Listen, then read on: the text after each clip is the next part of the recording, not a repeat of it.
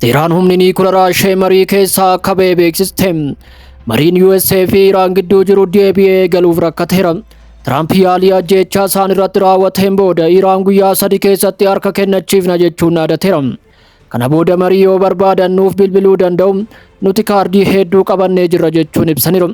Chaanselarri Jarman Friedrich Merz Iraan USA salphisaa jirti jechuun gadda itti dhaga'ame ibsaniiru. Pireezidaantiin Raashiyaa Vladimir Putin gama isaan uummanni Iraan abbaa biyyummaa isaaf gootummaa fi gootummaan qabsaa'aa jira jedhaniiru. Barreessaa olaanaan Hizbollaa mariin kallattiin Libaanosii fi Israa'el gidduutti taasifamu yakka guddaa Libaanos keessatti tasgabbii dhabsiisuu ta'uu ibsuun haleellaan Israa'el irratti raawwatamu cimee akka itti fufu labsaniiru.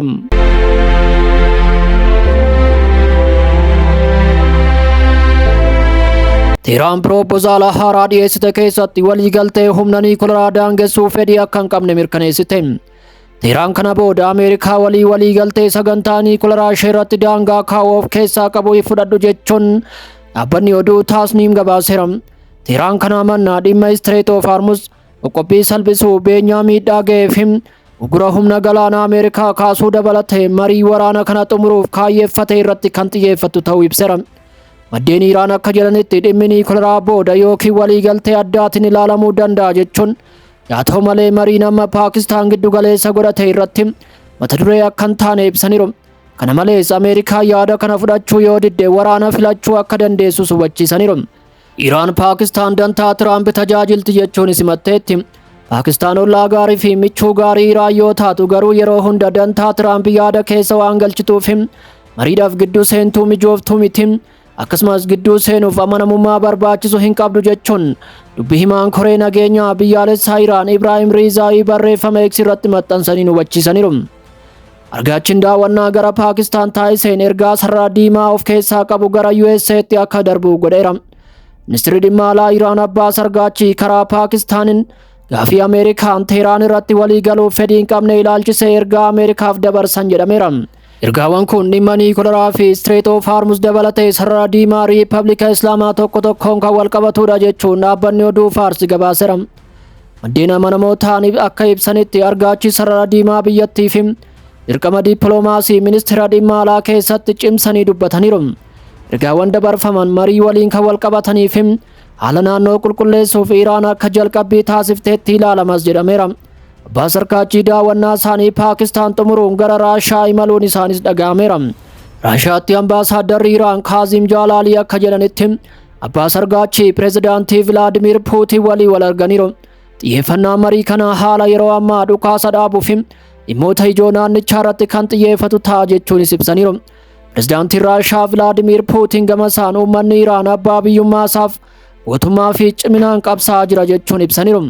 Pireezidaantiin Raashiyaa Vladimir Putin waraana Ameerikaa fi Israa'el Iraan irratti gaggeessan hordofuun Moskoon naannoo Eeshiyaa dhiyaatti nagaa deebisuuf carraaqqii ishee hunda ni gooti jedhaniiru.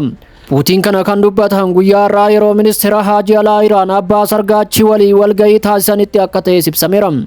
Uummanni Iraan abbaa biyyummaa isaa eeguuf gootummaa fi gootummaan qabsaa'aa akka jiru ibsuun yeroo rakkisaa kana irra aanuun nagaan Iraanitti akka deebi'u abdiin qaba jechuunis ibsaniiru. Putin itti dabaluun Raashiyaan dantaa Iraanii fi biyyoota naannichaa biroo mirkaneessuuf tarkaanfii barbaachisaa ta'e hunda akka fudhattuuf yeroo gabaabaa keessatti nageenyi naannichaa akka deebi'uuf ni gargaarti jechuunis himaniiru. Pireezidaantiin Raashiyaa torban darbe hoogganaa warraaqsa Islaamaa Ayatollah Mujtabaa Kaamilii irraa ergaa barreeffamaan akka isaan qaqqabees hubachiisaniiru. Ministeerri haajii alaa Iraan daawwannaa isaanii irratti dhumarratti Mooskoo kan ga'an yoo ta'u, keessumaa yeroo waraana Ameerikaa fi mootummaan Israa'el qabanitti Raashiyaan deeggarsa gooteef irra deebiin galateeffataniiru.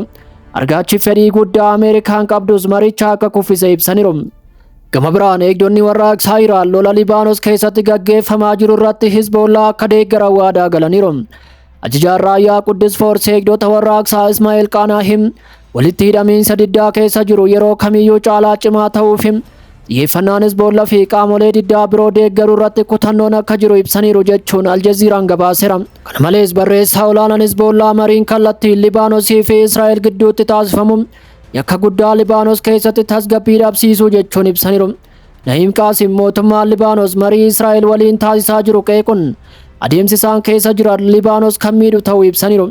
Barreessaan kun dabaluun wayita mirgi Libaanos balaadhaaf saaxilamutti Gareen kun yoomiyyuu hidhannoo hiikkachuus ta'e lola akka addan kunne cimsanii dubbataniiru.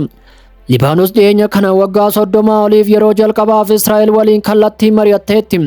Barreessaan olaanaa Hizbollaa kun mootummaan Libaanos Israa'el waliin marii kallattii akka dhaabuuf marii waliigalaa Iiraanii fi Ameerikaa dabalatee taasisuu keessatti hirmaachuu akka qabu akeekkachiiseera.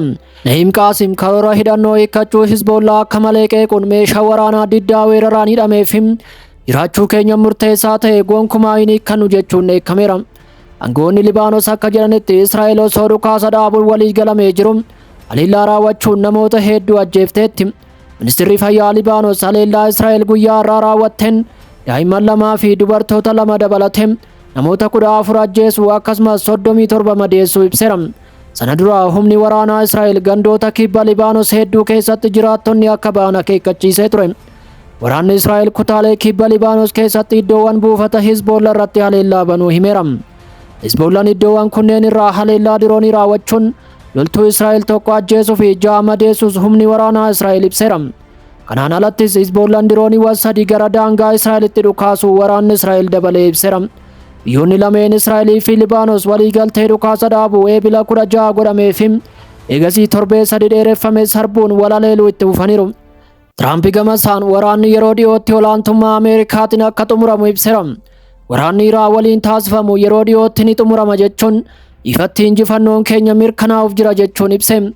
Iraan immoo dhimma niikuleeraa badhaadhessuu irratti mariin akka hin jirre hubachiisteetti. Kana malees haalli Strait of Hormuz kana booda gara idileetti akka hin deebine hubachiisuun kanaaf injifannoon Tiraamp faarsaa jiran maal akka ta'e deebii dhabeera.